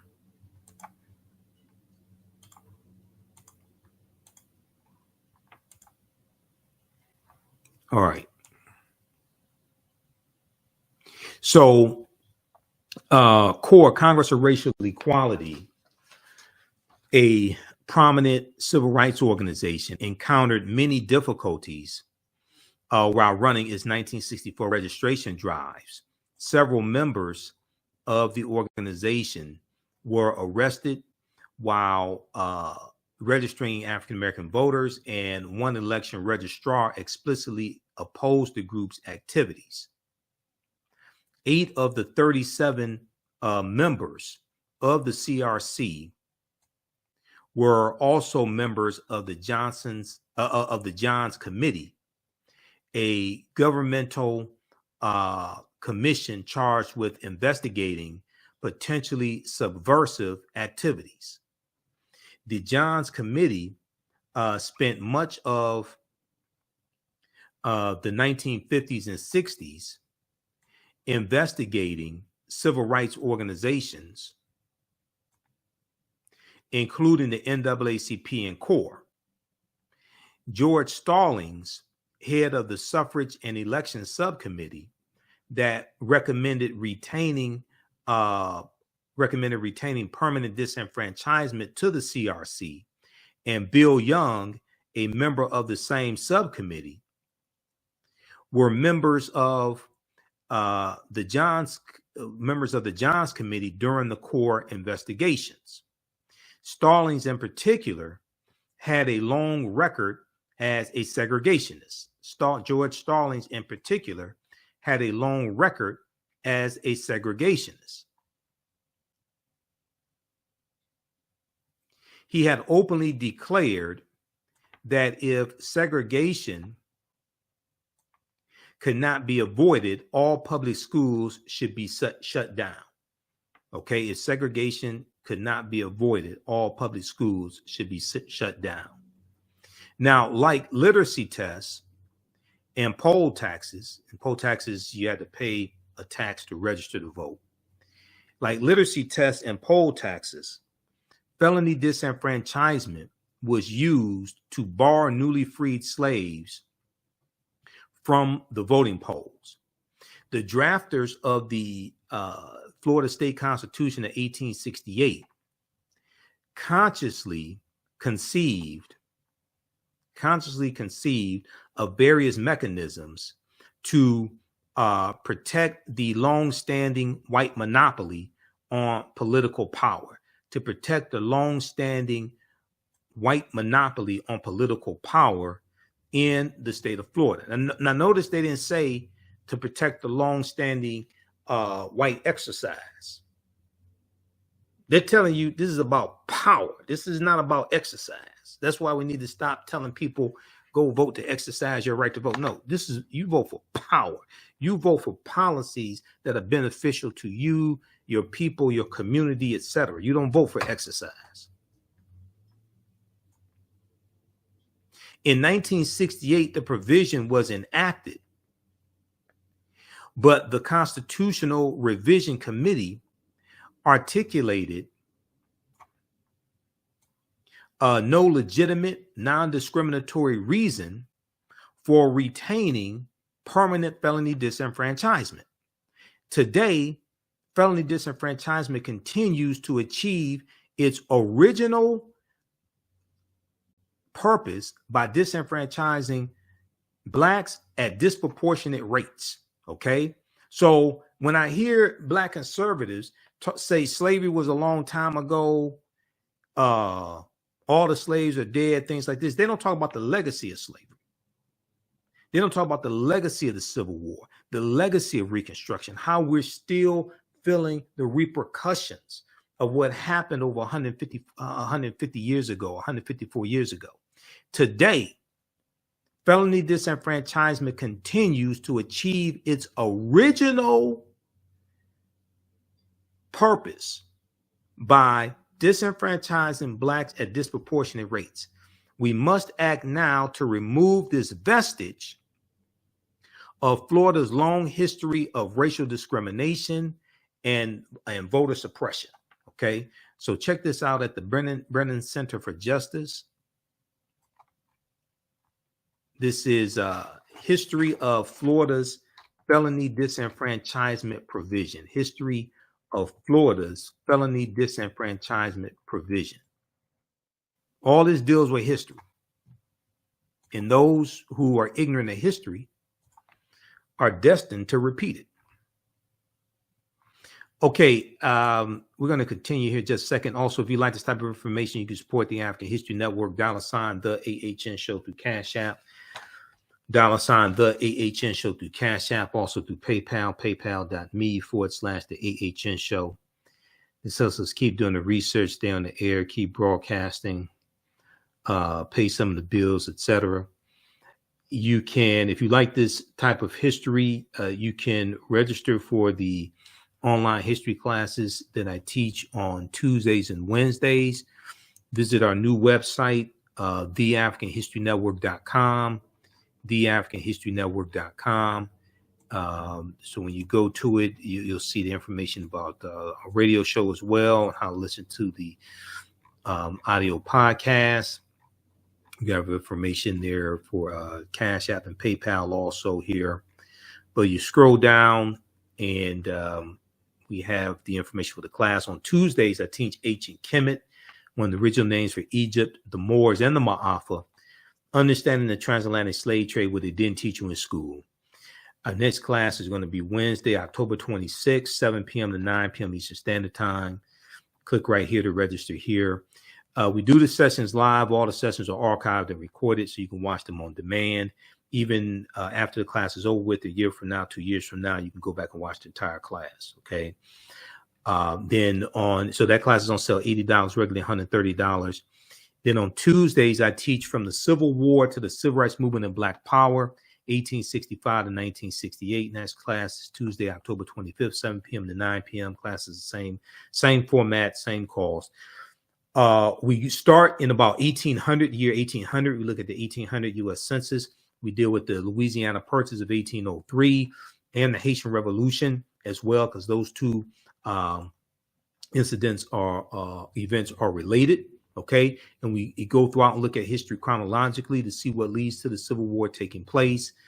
And we look at the Civil War, Reconstruction, Mexican-American War, Texas Revolution, 1836, Mexican-American War, 1846, 1848, Treaty of Guadalupe Hidalgo, Fugitive Slave Act of 1850, Compromise of 1850, Missouri Compromise of 1820, Kansas-Nebraska Act 1854. We look at what leads to the Civil War taking place. Then we look at the Civil War, Reconstruction, Jim Crow era, Great Migration, World War I, World War II, Civil Rights Movement, Black Power Movement. To look at this history chronologically to understand what happened after slavery ended, how we got to where we are today, what were the laws and policies put in place to put us in the predicament we are today, to understand where we need to go from here. To understand the laws and policies that need to be put in place to address today's conditions, you have to understand the laws and policies that were put in place to create the conditions in the first place that got us here. This is why history is so important. One of the reasons, and we know that African history and culture gives us our foundation, gives us our values, our interests, and our principles, gives us a cultural paradigm that we see reality through, gives us, and this influences our economic empowerment and political empowerment. We have a bundle pack. You can register for both classes for only $130. That's an over $300 value, because there's going to be there's bonus content that you're going to get from me, bonus lectures, things like that in digital format. So you can register right now at our website, TheAHNShowNetwork.com. If you've taken any of my online classes in the past, email us right through the website, or email us at AHNshow@theAfricanHistoryNetwork.com. But you can email us right through the website. Just click on contact the African History Network. You get a 50% discount on the bundle pack. Okay, let's continue. We have the information for the class here on the thread of the broadcast as well, but I'll post the information right here. Okay, yeah, register here for the courses. Okay, let's continue. Now, there's a piece I want to look at quickly here, and then I'm going to try to squeeze in this section here dealing with Louisiana. There's a good article from Time Magazine. It's a good article from Time Magazine that deals with Florida's dark history behind their disenfranchisement law.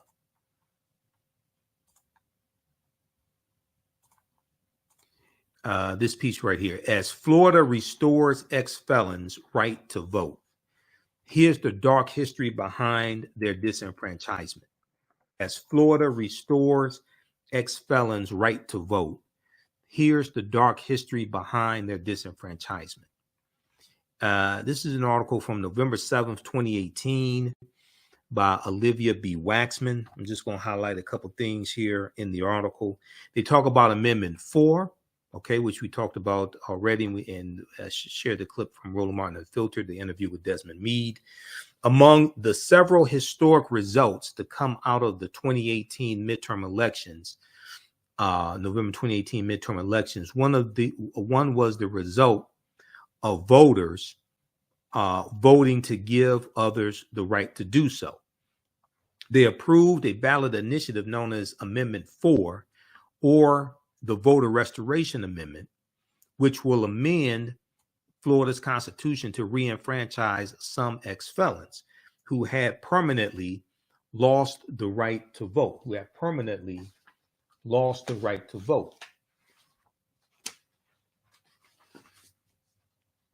upon felony conviction.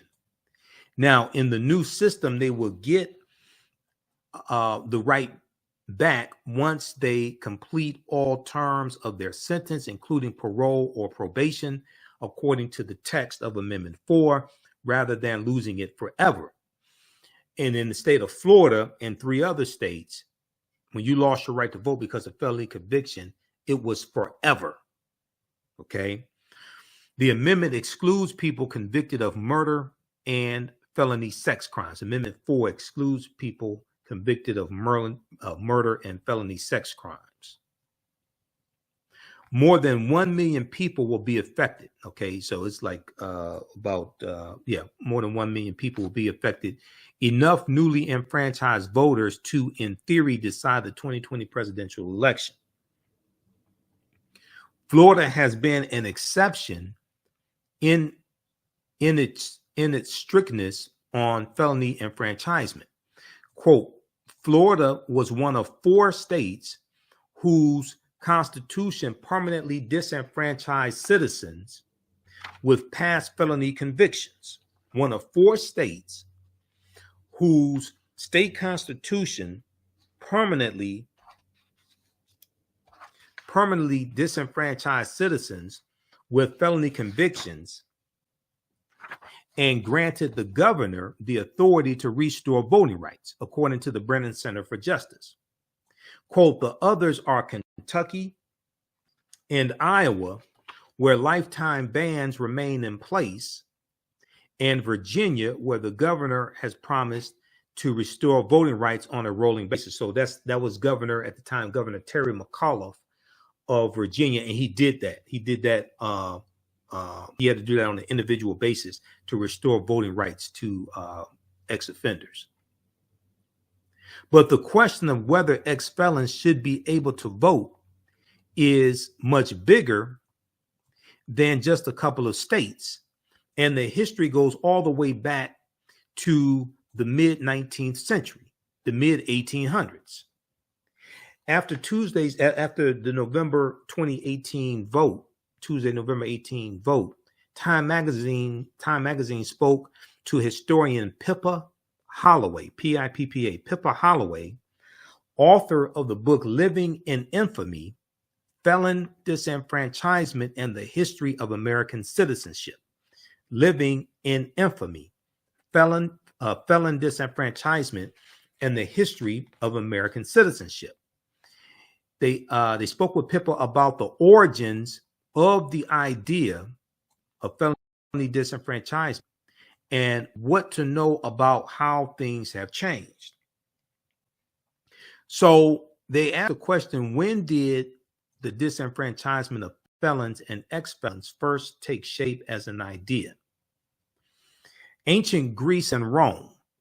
These laws were common in ancient democracies and then also utilized in early modern Europe and early modern England. Okay, these laws were common in ancient democracies and then also utilized in early modern Europe and early modern England. There actually wasn't a lot of voting back then, but if you had the right to vote, you might lose it following conviction of a crime. And it would affect you in other ways, like your ability to testify in court. So Time Magazine asked the question, the framers of the U.S. Constitution cherry-picked from English and European laws to create our system of government. Any idea how the framers viewed this issue of felony disenfranchisement? So suffrage was, or voting rights, was really left up to the states, something we're still seeing the implications of today. The 1830s is the decade when felon disenfranchisement starts happening, the 1830s. When states that already had constitutions started putting those provisions in there, and when states and territories like Florida that were writing constitutions started including them. The 1838 Florida Territorial Constitution. Now, this is before the 1868 Florida State Constitution. This is the 1838 Florida Territorial Constitution, was the first time it had a provision that barred from suffrage all persons, quote, convicted of bribery, perjury, or other infamous crimes, unquote.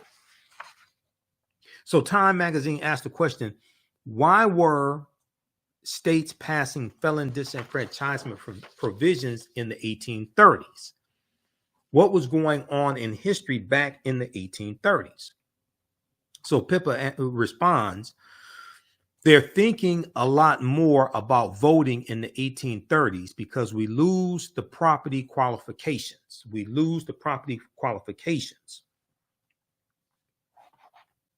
So voting becomes more widespread. Prior to that, it had only been for property owners. Voting had only been for property owners. In the 1820s, there's a little more interest. Quote, do we really mean all white men, end quote. But the point I really want to emphasize is that this is not controversial.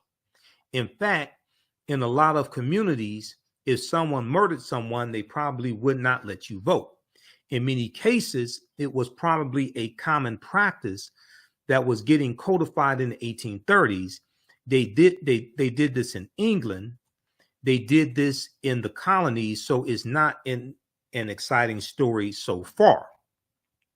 The key turning point, okay, now pay attention to this right here. The key turning point is in the Civil War. After the Civil War, African Americans are given the right to vote. African American men, specifically 15th Amendment, are given the right to vote. And in the first election after the Civil War, 1867, 1868 election, that is when Southern states began tailoring their laws to target African American voters. So all these people out here, the GOP, the white conservatives, the black conservatives, that say, oh, this was a long time ago, get over slavery. Because when I was on the Tammy Mack show, and probably on next Sunday's show, I'll share some excerpts from the Tammy Mack Business of Being Black show when I was on with these two black conservatives who, for the most part, had no clue what the hell they were talking about and didn't understand history. And the main topic of the show was, is it time to get over slavery? Is it time for black people to get over slavery? And my argument was, no, it's not time to get over slavery. It's time for America to deal with the real history of slavery and the legacy of slavery.